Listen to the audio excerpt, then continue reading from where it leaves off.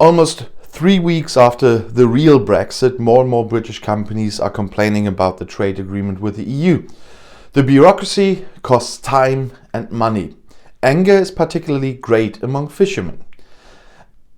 Elspeth MacDonald makes no secret of what she thinks of Boris Johnson's Brexit deal.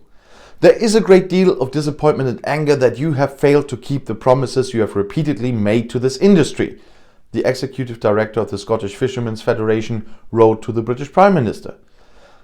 Her letter from Friday is a testament to the anger among fishermen. And not just in Scotland. Fishermen riot is looming across the UK. Many feel betrayed by Johnson. The NFFO Association, which represents the interests of fishermen in England, Wales and Northern Ireland, also sent an armoured letter to the British Prime Minister's address. It reads, "Everything you told us made us believe that your attitude towards fishing was not just rhetoric, but was based on the principle that a sovereign nation should be able to control who fishes in their own waters and that they should be able to catch the fish resources in their own waters primarily for their own people. That has not come true." The Treaty on Future Relations between the UK and the EU has been enforced since January 1st. Now, after almost 3 weeks, it becomes clear how much its content changes economic life. Many British fish processing companies have simply stopped exporting to the European Union. Above all, they complain about the new bureaucratic hurdles that cost time and money. If you want to export fish and seafood to the EU, you have to present customs declaration and documents on food safety. And so some companies had a bitter experience. Deliveries that lasted a day last year now take 3 days or more. The trade association SB Fish even recommended that companies refrain from catching fish for exports to the EU. "We deliver a fresh product and customers expect to get it fresh, so they don't buy it. It's a disaster," a representative of the association told Reuters. No wonder fishermen are angry. Some seem to have a great desire to take a load of rotten fish to London and then dump it in front of Parliament in Westminster. There, the treaty between the UK and the EU was ratified in the last week of December. And there, the Johnson confidant and Brexit advocate Jacob Rees-Mogg made a statement that was not well received by the fishermen. "The point is, we got our fish back.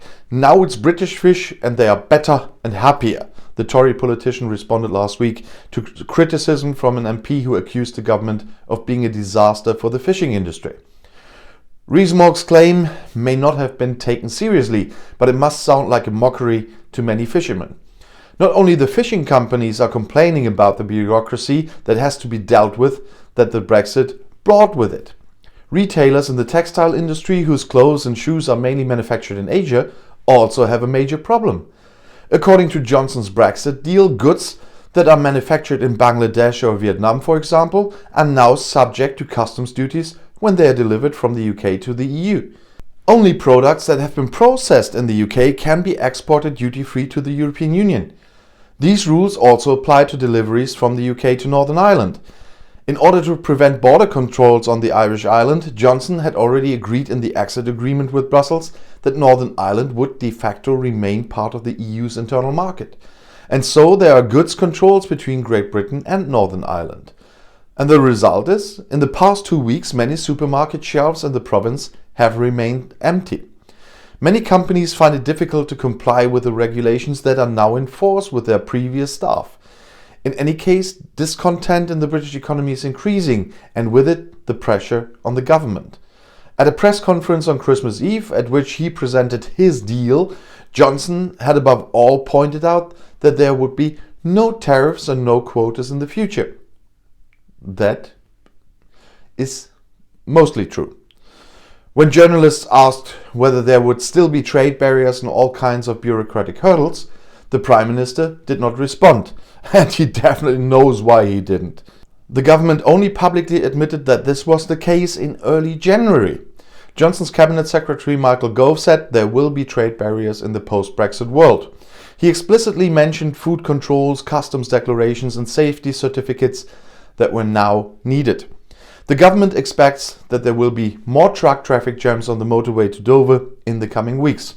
The French authorities have announced that after a certain transitional phase, they will now carry out stricter import controls according to London. Since the beginning of the year, freight traffic between Great Britain and continental Europe has been largely problem-free. According to information from logistics groups, this was mainly due to the fact that many freight forwarders reduced their trips to and from Great Britain at the beginning of the year in order to be able to adapt to the new situation. The coming weeks will show to what extent this has been successful. And I'm quite curious how that will play out. And if you want to stay informed, please subscribe to my channel and my other channels. I'll see you in my next video. Auf Wiedersehen.